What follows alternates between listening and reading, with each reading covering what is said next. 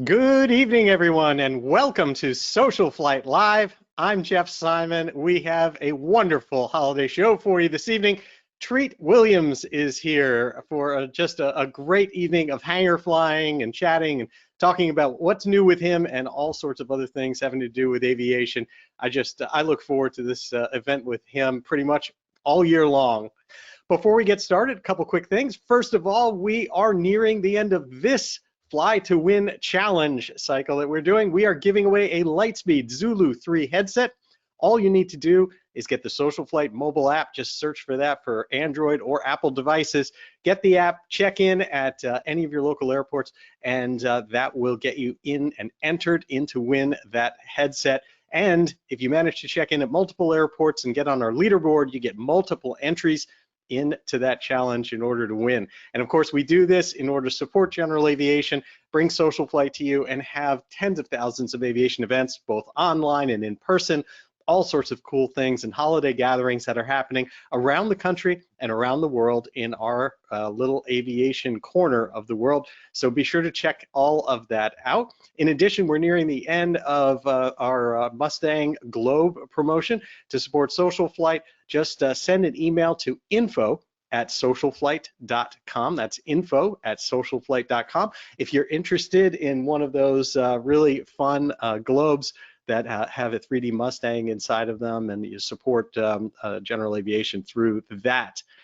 Tonight's broadcast is brought to you and sponsored by Whip Air. We know them for their floats, their amazing whip line floats on so many different aircraft. But believe it or not, at their South St. Paul airport location where we have been, their facility is amazing. It's got maintenance, avionics, interiors, paint, everything you can imagine for your aircraft. And if you ever get a chance to get to South St. Paul, be sure to check it out and see it. Literally, these floats are the equivalent of building an aircraft structure, as I can tell from what we've been working here on the Mustang. A lot goes into it, and it's worth checking out. Now, I'd like to introduce tonight's guest. Treat Williams is an actor, writer, a passionate aviator who's appeared on film, stage, and television with over 120 credits and growing. He first became well known for his starring role in the 1979 musical film Hair, and later also starred in films including Prince of the City, Once Upon a Time in America, The Late Shift, 127 Hours, 1941, which is one of my favorites, D.B. Cooper, and so many more. His performances have earned him Emmy nominations for supporting actor in HBO's The Late Shift, as well as nominations for 4 Golden Globe nominations, 2 Satellite Awards, an Independent Spirit Award, among others. He's been flying for over 50 years, having owned a bunch of different aircraft, including a Navajo Chieftain, a T6 Texan, and his current and perhaps ideal hangar combination of a Piper Cub and an Aztec, both of which are beautiful. He's on Chesapeake Shores, which you can see, where he plays a pilot. Blue Bloods, We Own This City, and he is currently filming a new production that will air on the FX network, Capote's Women. I am absolutely thrilled to call him a friend and glad he could join us there tonight. Let me bring him on the line, and please help me welcome to SocialFlight Live, Treat Williams. Hey, Jeff. Hey, we need to get your camera on there. I'm sorry. Hey, there we go. Boom. How are you? Hey. Good to see you. How are you, sir? 3 times is the charm, it seems. Getting it right. I'm good. I'm happy. I just brought my family back. My daughter flew in from Los Angeles, and I worked yesterday all day on set in New York, and we all worked our way north, and my son is here and our 2 dogs, and it's the way Christmas should be. So I'm very, very happy. Oh, that's absolutely awesome. And I got a kick out of, you had texted me a picture on set of we'll talk a little bit later about the movie, but of this. I want to show this really quick because this is a lot of fun. It's not often that people get to see a little bit behind the scenes of there we go, behind the scenes of production being made, especially a set. I may get in trouble. I might get in trouble for this, but I doubt it since they don't know, where or what it is. Yeah, we won't tell them. All right. All right. But that's pretty cool, like getting to see the set. Yeah. That was CBS's corporate jet. Well, it's somebody's idea of their corporate jet. I don't know what they flew, but you and I are trying to find out. Maybe one of our listeners will give us the information as to what did CBS fly in 1955. Yeah. What was the corporate aircraft in 55? So if You anyone know, can kind I of had a figure it very out. good friend whose father, we didn't know any pilots at the time, in Rowayton, Connecticut. And his father flew out of Westchester, and every once in a while, he would come in a jet, which we didn't see many jets low level, and buzz the town of Rowayton, Connecticut, right over a 5 Mile River. And it was extraordinary because it was just the most beautiful, exciting thing to see a jet come over us at about 300 feet. He would have been busted had he been caught, but then he would hit the sound and then, climb back up and go into Westchester. That was very exciting.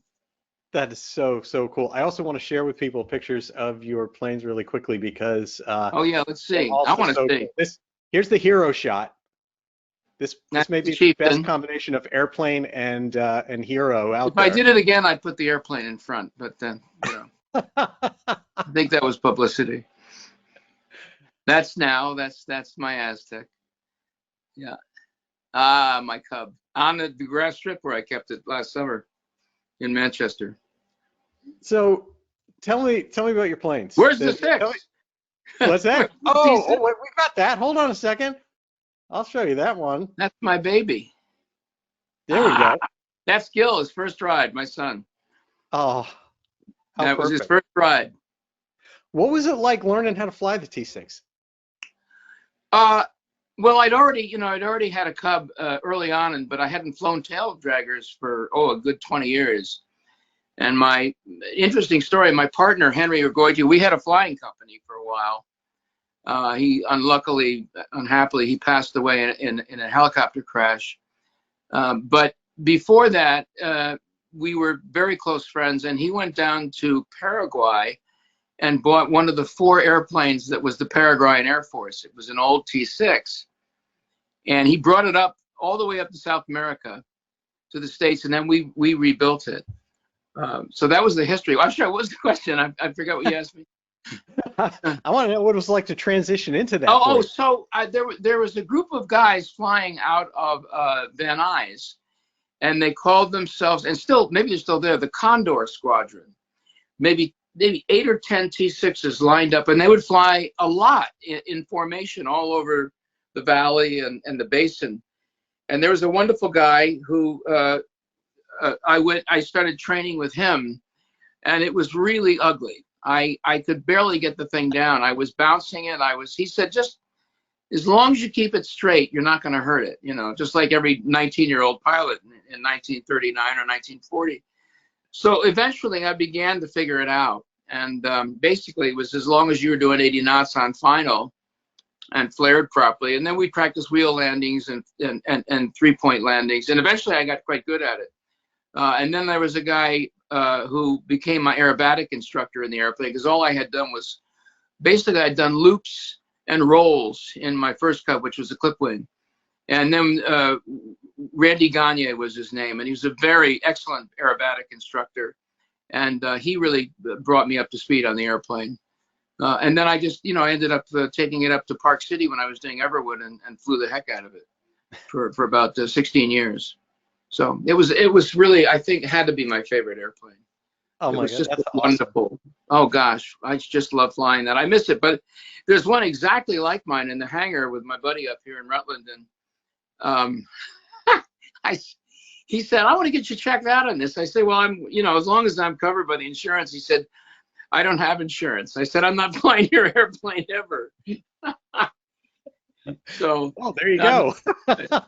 Take me for a ride. That'll be fine. Yeah. But it was fun to fly it again. Last year I flew it for the first time probably in 10 years, and it comes back pretty quickly. You must not have gone with an empty seat too often. I mean, those are the kind of things that you always have someone to hop in with. I did a lot. I loved practicing, and I practiced a lot of aerobatics. And there were times when I really, I think if you ever really wanted to just go fly, the T6 was the airplane that you felt like, I just want to go by myself. It was kind of the closest thing. I mean, I've always thought that aviating was my church. And in that regard, that was like, you know, St. Patrick's Cathedral of aviation. It was really, and I know this sounds hokey, but it was really an honor to fly that airplane that I knew had trained so many thousands and thousands of American pilots to fight in World War II. And there was also this, I mean, it was really beautifully designed in the sense that the stick really went right through the center of gravity of the airplane. So if you were ever at one with the machine, it was the T6, for me anyway.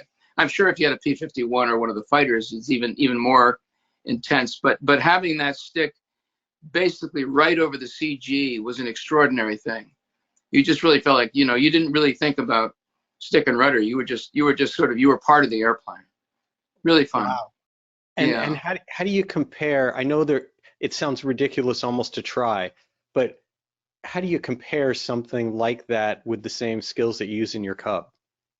Well, I think everybody who flies Cubs and has flown the heavier airplanes is that there's just, it's interesting. There's a lot of movement in flying a Cub with a stick, but it's a lot less pronounced than on the 6. I mean, the 6, you really, you know, you're really yanking and cranking. And on the Cub, there's a lot of movement to keep the airplane the way you want it, particularly on landing. You know, if you watch any of the videos, you'll see the guys are moving the stick around quite a bit, but it's just not so forceful. It's very light. It's it's a very light touch.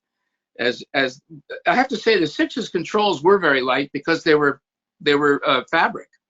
When we first got the 6, the elevator and the tail and the ailerons were metal, and we had them rebuilt because it was for some reason they made them metal in Paraguay, and so it made it for a much heavier feel. But once they went back to fabric, it's a very, very light touch in the 6, particularly the elevator. Yes, the ailerons, you really had to, you know, what you could do is you could get high throw ailerons, which gave you a lot more aileron very quickly if you were doing rolls, because rolls were very slow and sluggish. But I'm not doing aerobatics in the Cub until I get a clip wing. So, you know, just nice little wing overs and that sort of thing. That's interesting. But I say the controls are just lighter on the Cub. But the thing about the Cub that's great is that, you know, that's what you and I talked about yesterday, is that even if you're just taking off in a little bit of chop or a little turbulence, the ability to feel the airplane and to use your feet on takeoff and landing, it's all in the feet. And, you know, you get these guys that fly jets and they forget about their feet. They're always on the floor, but the Cub it's all in the feet. Tail dragger, which is why I think guys should start in tail draggers. Just do 5 hours in a tail dragger. So, I mean, you've obviously are an instructor. You've trained a lot of people. Do you think that we're losing this skill that you don't hear about a lot of people flying tail draggers anymore, and of the people that are getting trained? Yeah, I do. I think there's something about, you know, I remember even back in the day when I started training for instruments, the instructor kept saying to me, "Get outside the airplane. You're stuck inside the airplane. If I tell you to, you know, look at the ball, you know, step on the ball," used to say, you know, particularly with P factor on climb out, you'd sort of look down and then you'd stay there, and then he'd say, "No, get back out of the airplane again. Just glance at it. You know, glance at your instruments, figure out what's going on, and then get back outside the airplane." And I think what's happening is that with these wonderful toys, and I love them too, is that all of us are spending too much time inside the airplane. And I remember, I don't know if I told you about this, I remember the guy who does a whole bunch, he interviews people in their airplanes, and he went up in Eclipse with a guy, and he got up there and he said, "What's the feel like, and what's this like, and what's that like?" The guy said, "I don't know." He said, "I usually put the autopilot on at 500 feet, take it off again at 500 feet above the ground." And I thought, well, why are you flying? Why do you fly? You know, I mean, you know, I know other guys that get out of an airliner, and the minute they get out of it, they go back to their home field and get in the Cub or in some small aircraft so that they can actually feel the airplane again. You know, the goal is to aviate, right? Yeah, I think, and I told you this, that I have friends who say, I so much prefer a treat going up with you in the Cub. And I say, why? I said, because you talk to me. every time we're flying in your Aztec, especially if there's weather, your finger's up going, shut up, stop, I'm listening, I'm listening, I have to hear my number. And you're always, worried about, changing frequencies or resetting if they give you, new headings. And in the Cub, you're just talking to me and we're just flying. It's so much more fun, because you're sort of present. Whereas in the Aztec, I'm like, you have to leave me alone now. You can't ask me questions while I'm pre-flooding. I might forget something. It's true. It's about being present, right? I mean, I have always thought, I love that you say like, flying is your church, the airplane's your church when you go flying. You've got all the peacefulness of the environment, and then at the same time, you're required to have a certain amount of focus that keeps you, I think, from thinking about the rest of the things going on in your world that may cloud your normal world on the ground. It's kind of this perfect balance. Yeah, and I think, there's I don't know. I really, when you say it's your church, the preparation, knowing where you're going to go if you get in trouble, having an alternate. I mean, it was a wonderful thing. These guys that I wanted to recommend who do these, I guess you'd call them little flight lessons on YouTube. And it just went out of my head. I just had them written down. I'll come up with it.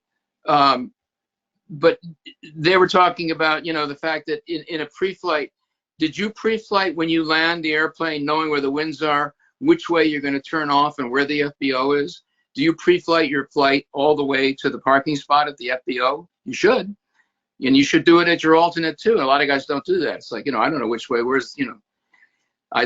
tell me where the FBO is and get me there, So I think that's a part of it too, is just the enjoyment of the entire process of pre-flighting the flight itself and then the airplane, and then enjoying, getting into the instrument system. It's as much fun as flying the Cub, I have to say.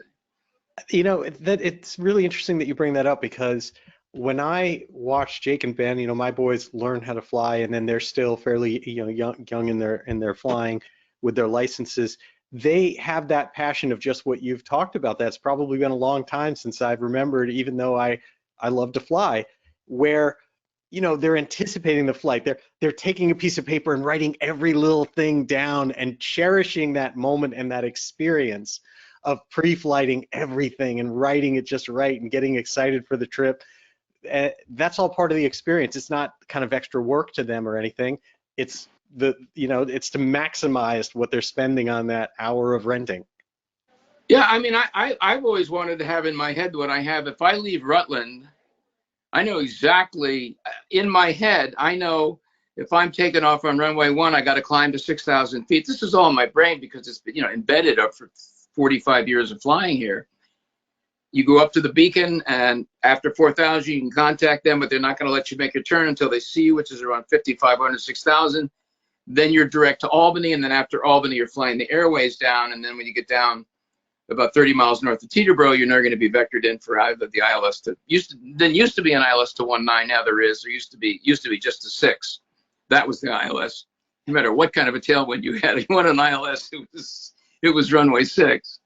And I flew that, oh God, thousands of times, I guess. But I loved, the idea of, in my brain, I could draw every waypoint all the way down, and pretty much when the descents were going to come, and pretty much when I was going to be turned final onto the ILS, and then when I was going to make a left turn, what used to be taxiway Foxtrot, I don't think it is anymore, to go over to the FBO that I used.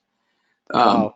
I always thought that and then I always had, if there was ice, I could go into, sometimes I would think about maybe going into Bridgeport, because over Long Island Sound, you're pretty much going to lose the ice on the windshield. Yeah, I had a heated windshield where I wouldn't have gone, but if you had ice that you didn't think was coming, you could usually get out over the Sound, and that's where the warmer air was, down low.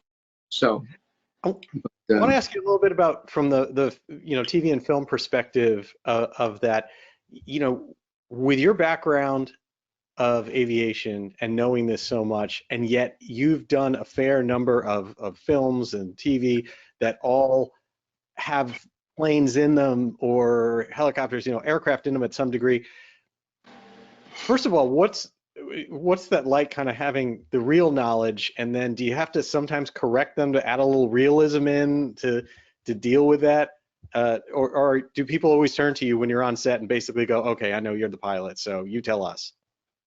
Yeah, I mean that does happen if they want some information. I'm not one to mouth off about what I know about flying.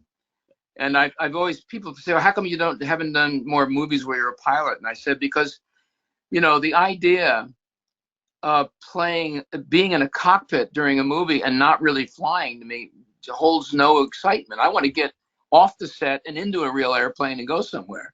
I don't want to pretend to be flying. I don't find that to be an exciting prospect, you know.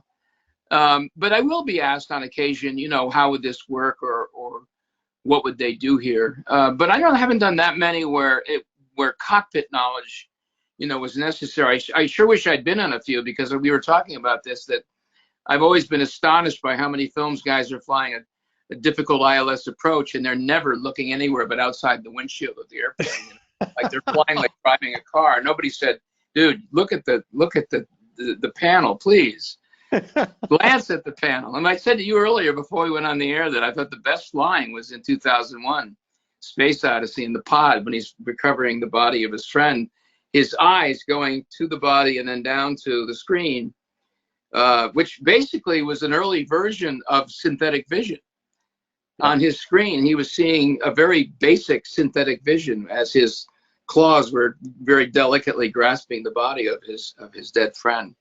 And I thought, that looks like a guy really flying something, you know. And very seldom do I see it where I believe that somebody's flying. More and more so now, I think people are doing more research and being a little bit more,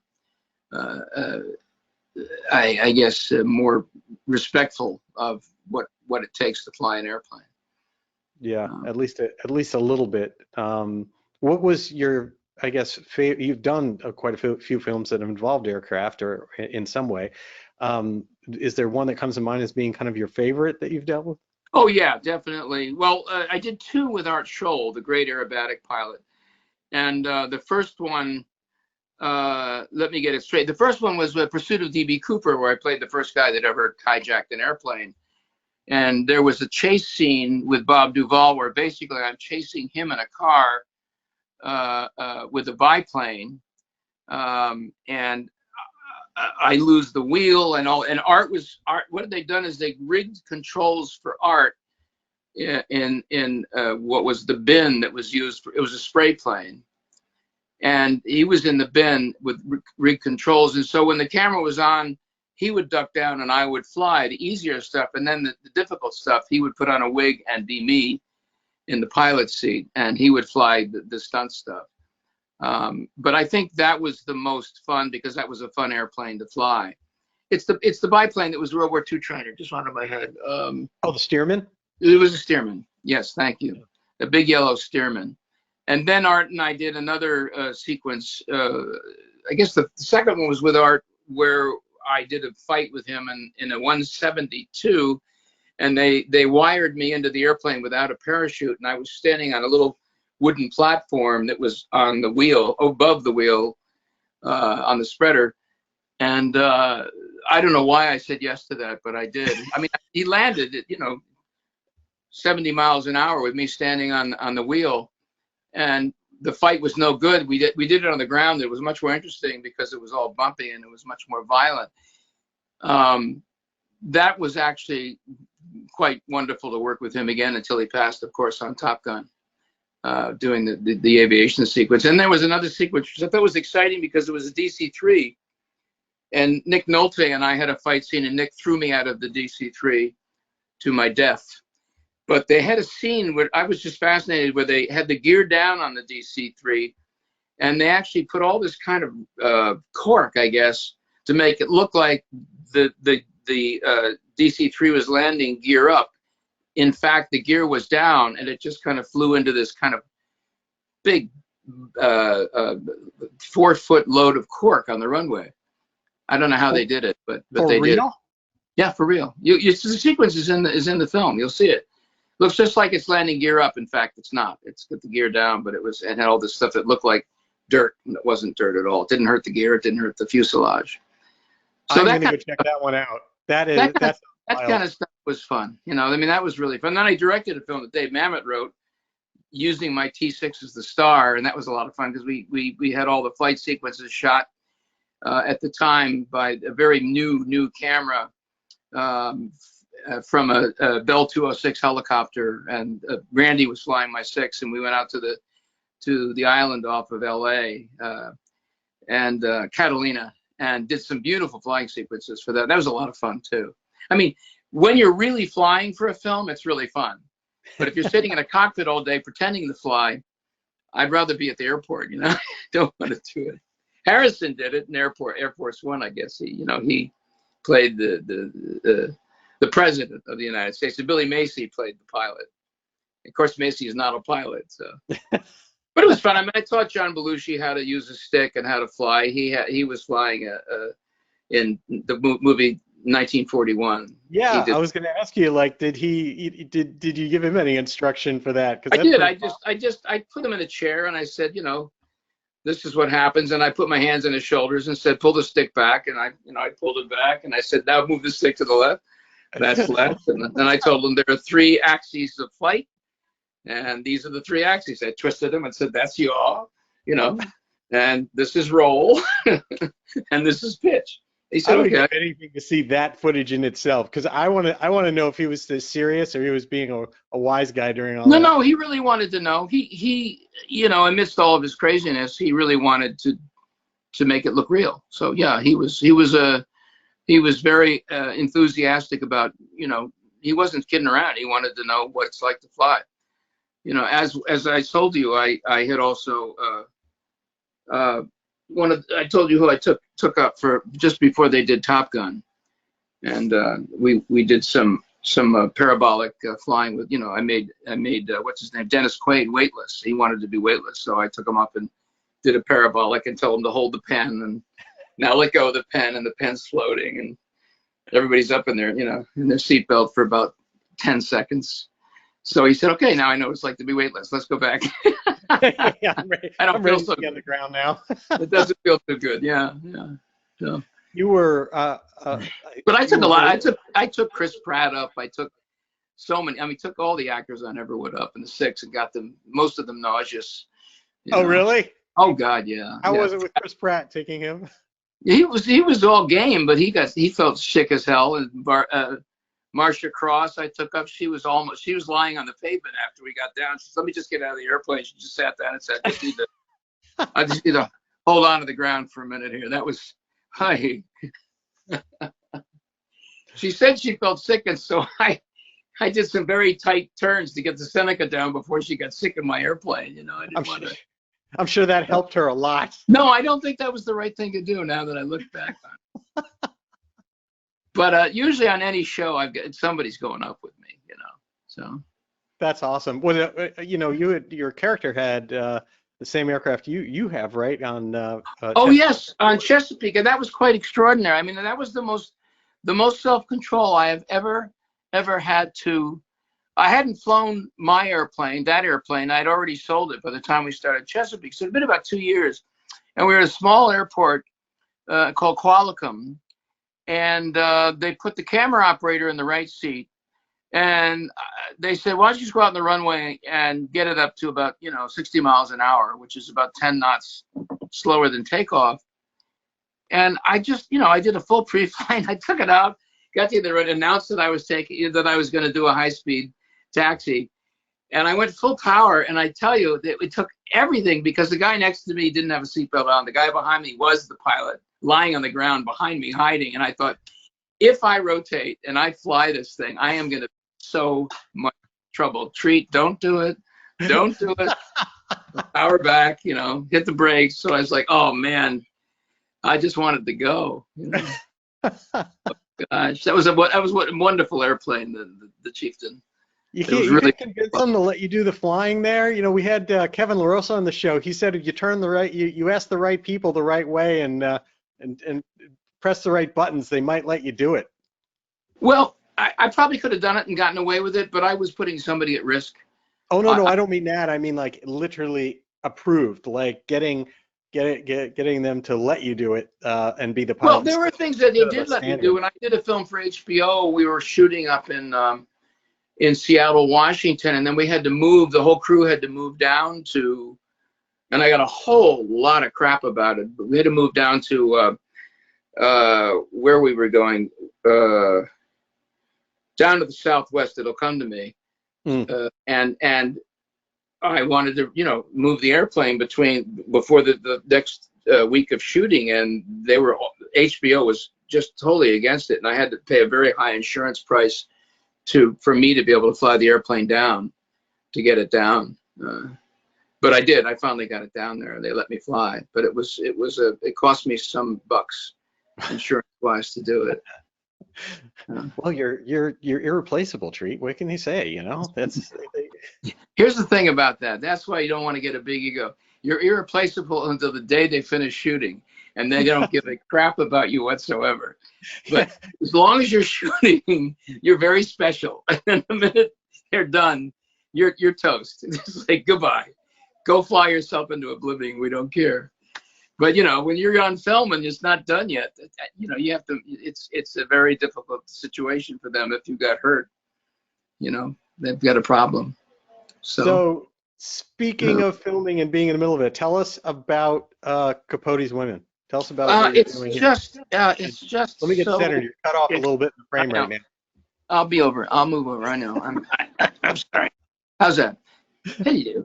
It's just so exciting. It's Naomi Watts and Diane Lane and Chloe Sevigny and I can't even and Tom Hollander is Capote.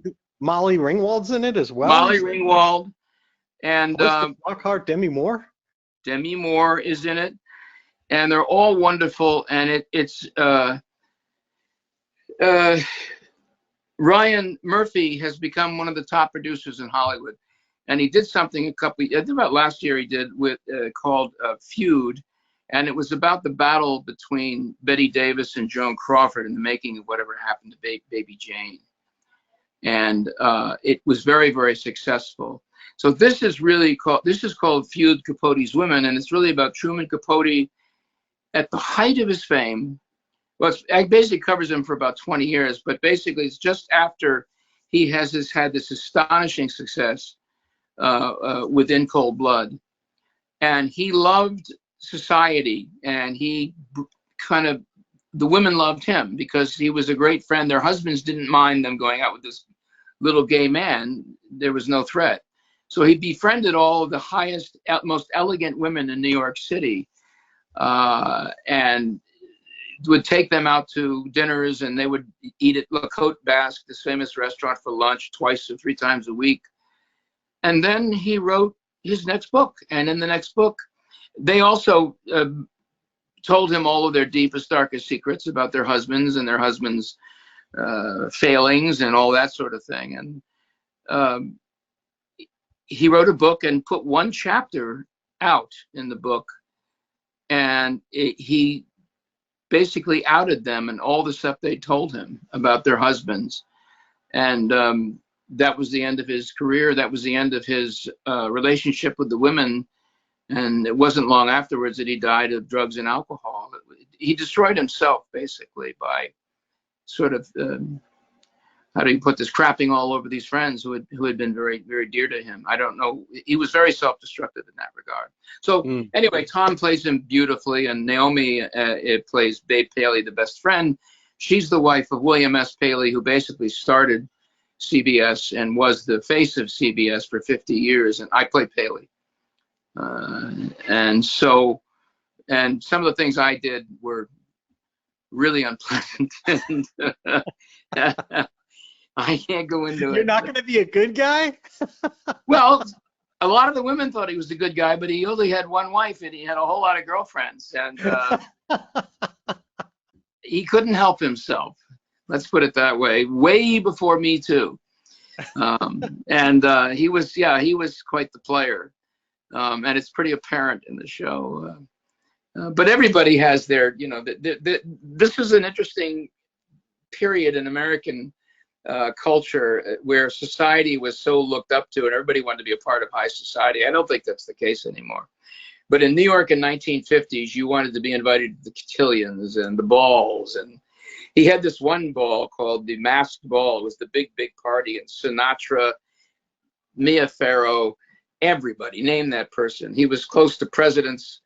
He knew everybody, and he was invited everywhere. He was the toast of the town because basically In Cold Blood pretty much changed nonfiction forever. It was a spectacularly well-written book. And but unfortunately, he basically self-destructed. So it's basically with Tom playing him so beautifully, it's really about the friendship between he and Babe Paley, and about the dissolution of him and how he pretty much descended into drugs and alcohol. I used to see him at Studio 54 dancing with my producer from Hair, Really? the two guys, little guys, both about 5'5" on the dance floor, just dancing on the dance floor. So that's the closest I ever got to meeting him. So, wow. Yeah. Well, you started as a dancer, right? Well, Or I think that's arguable. I was musicals. You know, they talk about people being a triple threat. I was like a 2.5 threat. I moved. I could move well, but we all cheated in Greece. We all pretended to dance, but very few of us really trained dancers. But anyway, I faked it enough to get through Hair, and then I hung up my dancing shoes and started a film career.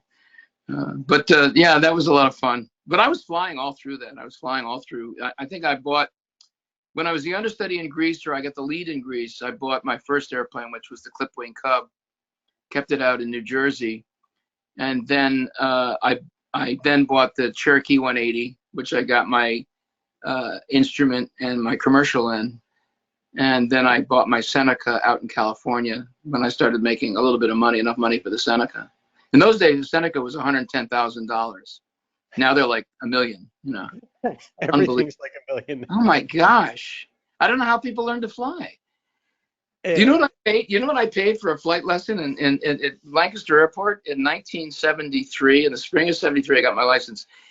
I was driving a cab and singing at parties, and every time I got $28, I would go and take a lesson. $28 paid for the fuel, the airplane, and the instructor. $28 a lesson. Wow. Go try to find that now. I do feel bad for everybody. It is crazy what has happened, even within the last few years. We're kind of making this stuff that realistically aircraft are not that complicated. Let's be honest, right? They're handmade, which makes them expensive, but they're essentially hollow aluminum shells there's not that much to them. At least not when you compare it to cars and other things. And my God, what we're charging now. Aren't there companies that are trying to build a training aircraft that isn't killing young guys so they can get their rating? Is there one that you could mention that is? Oh, I think there's many. I mean, when you go to some of the shows, you see quite a few aircraft now that are quite good trainers out there, and they're remarkable. I mean, Go ahead. Sorry. Well, I was just going to say that what's interesting is a lot of them have come out of the Czech Republic. What used to be the Piper Sport or Piper Sports Star, now the Sports Star. Those aircraft are remarkable, wonderful. There's just tons of them, but the prices continue to be very, very high and in high demand. Do you think it would be, as we said, we'd love to see guys get into a tail drag or a Cub or something there first. That's what I'd like to do when I stop doing it. I actually don't want to work for the spring. I'm going to take my airplane all the way around the country, go to Santa Monica before they close, land there, work my way, a gastronomic flight all the way down to New Orleans, and then Sign me Austin, up. then Los Angeles, and then up to the wine country, and then over where I kept my plane in Utah. Then my wife will bail, and I'll do the hard stuff coming home. But do you think that a young pilot would be best served in a 172 with a 6-pack without all the fancy bells and whistles before they got into the Garmin 1000? Absolutely. What do you think about that? I think it'd be absolutely wonderful to be focused on stick and rudder, to start them in aircraft, that their heads out of the cockpit, that they're getting a feel for things, that they know what they say, what correct sounds like and feels like, and kind of see the pants instead of being wooed by the aviation. Yeah, I kind of think that a six-pack was the way in which you had to discern from those six instruments what the trend was in the airplane, what was happening in the airplane, and you had to sort of take all six pieces of information and turn them into what you were doing in the airplane. Yes. And I sometimes feel like if you start with the Garmin 1000 or my my GTX, the 750, it's the information is coming at you and sort of it's making it singular for you, which I think is wonderful. But I wonder if there's some added advantage to 20 hours with the six-pack where you say that's altimeter, that's a rate of climb indicator, that's your heading indicator. You begin to say, oh, I see how these work in conjunction with one another, and then you get to see the instrument that puts them all together for you in the modern way of the Garmin or whoever, what Avidyne, what company you use. I think that makes sense. I think it's nice if you're as a pilot, if your understanding and feel of the aircraft starts from the outside in, if it starts from understanding the larger forces at work and the way it feels and how it operates and all of that without head down, and then migrates its way in. I also think that, one of the challenges that we've always faced, I used to be involved in avionics development, and kind of the dirty little secret of all of that is that with the analog world, you don't have to interpret anything. It's instinctive. You Correct. can see that in the corner of your eye, and Correct. your brain doesn't play a direct role in interpretation. It only sees Correct. and kind of knows. Once you start going to speed tapes and you start going to things like that, it becomes more difficult because you have to process what a number means instead of kind of just in the corner of your eye. Well, also in your airspeed indicator, your needle was pointing at 12 o'clock or 6 o'clock or 3 o'clock. When you're looking at your needles, you knew, if you were flying at 5,500 or let's say 6,000 in IMC, that needle was right on, 12 o'clock. Right. So it was almost easier in a way to just to differentiate where you were and what you were doing, as opposed to looking at the little numbers either side where you're going, oh, where am I? Now, the reality is we could also be dating ourselves with this discussion. Oh, I don't mind. I'm actually very proud of the fact that I had to fly holes with a single VOR by switching frequencies to catch when I was passing the point at which I could make the turn. I mean, and then, go to a second VOR or flying an NDB approach. I mean, that was really difficult to do, where you drag the needle and you had to accommodate for a crosswind, and you go back to the heading to see how much crosswind you had, and then you'd have to adjust. I mean, all those things were, to me, I loved all that. I thought that was a great kind of training, and it was very Ernest K. Grand, Fate is the Hunter training, that was great. I mean, I remember how excited I was when I bought my Seneca. I put in a new device in it. It was called a DME. And all of a sudden, the stopwatch stuff stopped being so necessary. These kids are listening right now, probably, but you had to have a stopwatch. You were timing stuff, and you didn't know whether you had a headwind or a tailwind, so your timing was not quite perfect, but you were timing your descents on approaches, That's right. Now on approach plates, you look down at that, you're like, what are those times for? Yeah, DME then was like GPS now. It was the coolest thing that happened in aviation in 20 years, that you could tell your one of the ones with rolling dials that like. No, I think it wasn't analog. No, I think it was, pretty modern. It was, I can't remember, but it took up the whole co-pilot side of the airplane was a DME. There was nothing else. When I got my Bonanza, it had in it one of those, like, it was like the old flip digital clocks of the little things. It would roll, had look like an odometer. Flap down like your alarm clock. It looked like an odometer in front of you, and in the tail, I remember pulling out about 20 pounds. Oh, look at this! I don't need this box anymore. We can take another person. I'd like to take some of this. We're going to fly out to Los Angeles like I did in my 180 with nothing but one VOR head. We're not going to use anything else the whole trip, And when we get out west, you're going to have what's called a changeover point, where your needle starts to get all floppy, and then you change it over. It's still floppy, and it starts to get a little bit better as you get toward the next, VOR. And you had to you had to announce where you were because they couldn't see you anymore on the radar. That stuff was, I think I was very happy to be a part of all that. How many guys can say I flew my Cub into when Reagan fired everybody, all of the controllers. The airport in Connecticut, what's the one just up? Bradley, New Haven? No, small airport just further west. I should know it because we used to drive up. It's on Route 7, and they had a fair. Westchester and Danbury. Danbury. And I would call Danbury and say, I'm coming in my Cub and I'll be there at 3:30. Could I have the gun? And they say, sure, you get the gun. And I'd fly overhead 1,000 feet above the pattern, and I'd get the 2 green blinking light. That means join the pattern. And then I'd get the solid green, and I'd get off the runway, and then I'd get a red light and look at the red light. Then I get a green, which means go ahead and taxi to the FBO. Nobody got the lights. I mean, I don't know anybody I could talk to that said, did you ever fly via the lighting system? And you had to learn it. Opening his cards in his book to see what the lights mean again. My God, I haven't done this in 10 years. Oh, I think it's cool. I think it was. I'm very lucky that I've been a part of this extraordinary change in aviation. I feel like I was driving a 1-horse carriage. Now I'm flying a Maserati. It's just like amazing how much has changed. The hard part is keeping up with it. Yeah. Skis and boots up here in Vermont. You just the changing is so much. You go, don't tell me there's a new thing I got. I want the new toy. What's the newest? You got to go simple. Speaking of skis, you put those on your Cub? Eventually, I think I will. The problem is we're not getting much snow up here anymore. So you put the skis on, and all of a sudden you're stuck. I think it's almost better not to have them because at our airport where I keep it. I don't usually keep it in the winter because of all the weather, but at Cambridge, that runway gets nice and hard in the wintertime, and guys fly on wheels all the time, most of the winter, because there's so little snow anymore. Usually it's hard packed ground, so you're better off with the wheels. I would love to learn to fly. I've never flown on skis. Have you? Actually, my son Ben did near here, which was a lot of fun.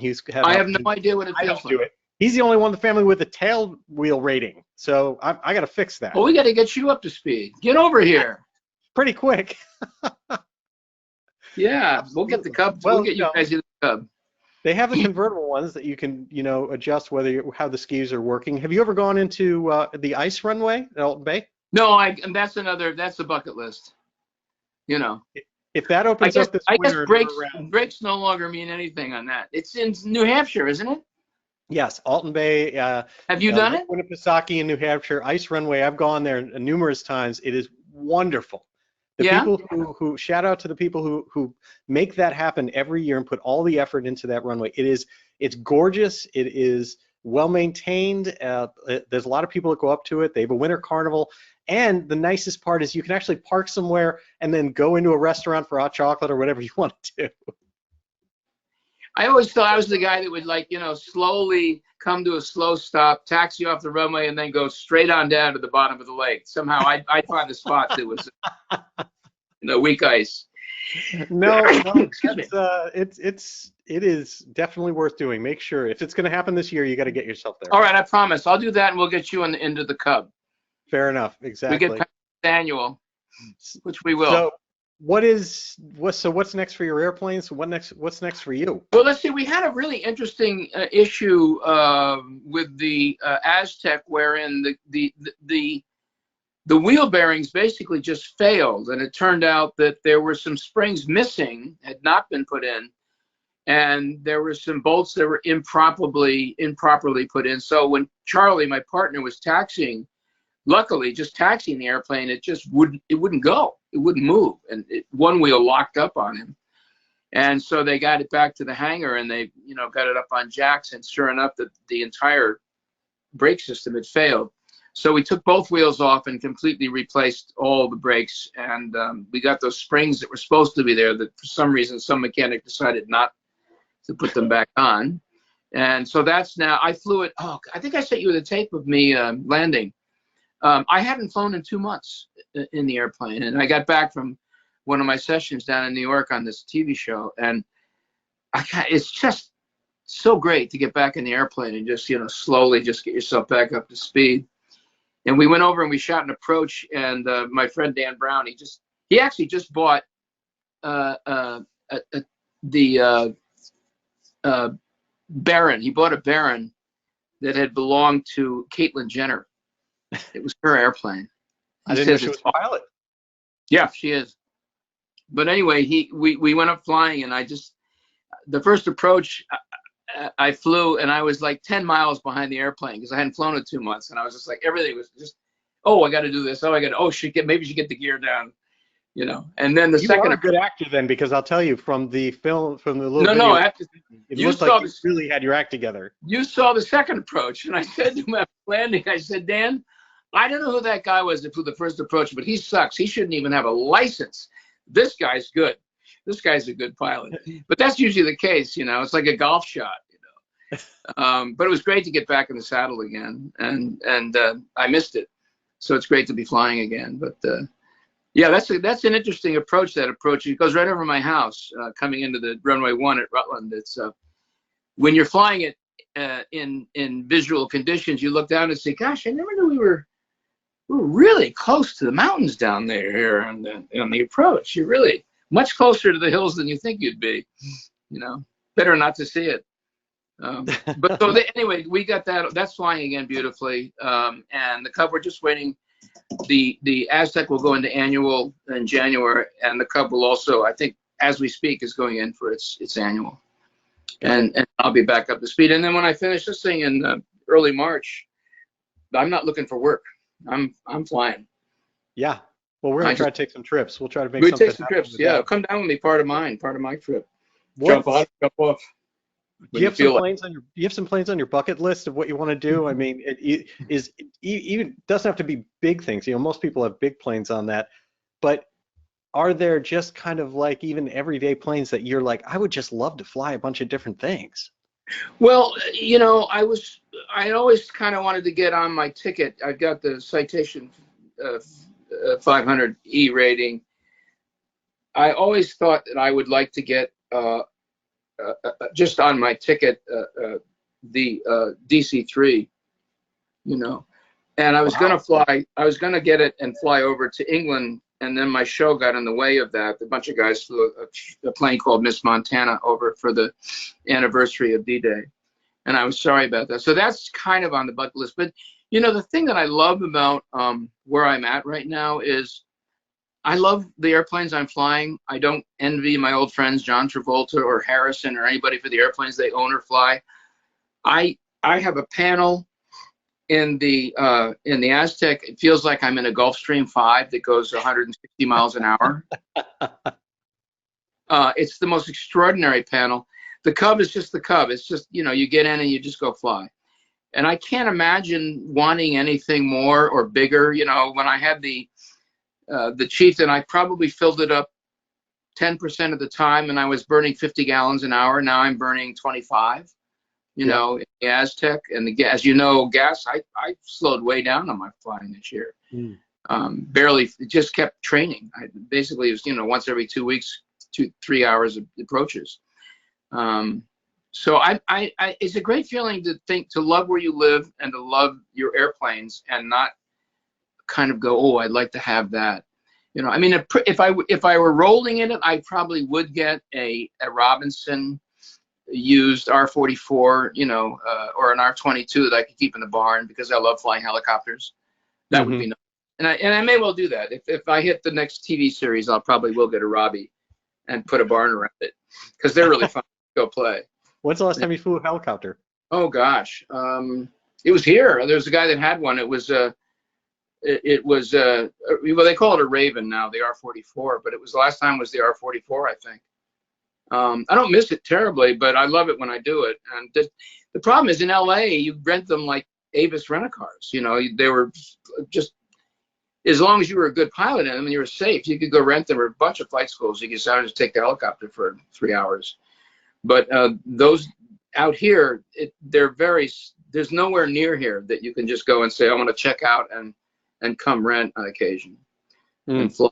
So I think what I just kind of did was put it aside until I could afford one used. But they're not cheap used anymore. They're also very expensive. Yeah, I know. But I don't, you know, I've got plenty of. I barely have time to fly the 2 airplanes. I keep working. I keep thinking I'm going to take a break, and then something comes up, and I go, oh, I got to do that. That's good. particularly this. I love my job now, so it doesn't make not flying too painful. Exactly. I'm just waiting for, when March comes and the weather starts to turn good again, I'll be back in the cockpit a lot, So Absolutely. yeah, I do love it. I do love it. It is. I think I say to friends of mine to get their license, it's such a gift to have that skill, to be able to get in a machine and leave the ground. Particularly when you get instrument rating, we leave the ground in bad weather and fly to good weather. Who gets to do that? I mean, we're so blessed with that skill. I still take it. I'm still in awe of how we figured out how to fly, and I'm still very much in awe of that ability that we have to fly, and also that those wonderful people who designed airplanes for us. Absolutely. A lot of fun. It can change. Certainly, an area like New England, you can get around and where geography is generally in your way. But you can do a lot of things in aviation, as you said. It's always sunny, at least during daylight, above the clouds, and you can go. Yeah. You can always get to visit that. Even that's another part of the church of it all. I think one of the most joyous things is when you take off on a rainy day and you're flying west to Ohio or someplace on your first leg of a trip, and the weather's really crappy, and you take off out of Rutland and you're climbing out at about 5,500, 6,000. The opaqueness comes, and then the sky starts getting brighter and brighter. It's almost like you need sunglasses, even though you can't see. And then all of a sudden there's this, and you pop out of the clouds, and there's this clear blue, and you're skimming along the top, and you go, this is pretty cool. And now I've been doing this for 50 years, and I still go, this is pretty cool that I can do this. That little pop out on top is always the greatest feeling, Absolutely. It's a good feeling. Well, Treat, I miss it. I can't wait to do my trip.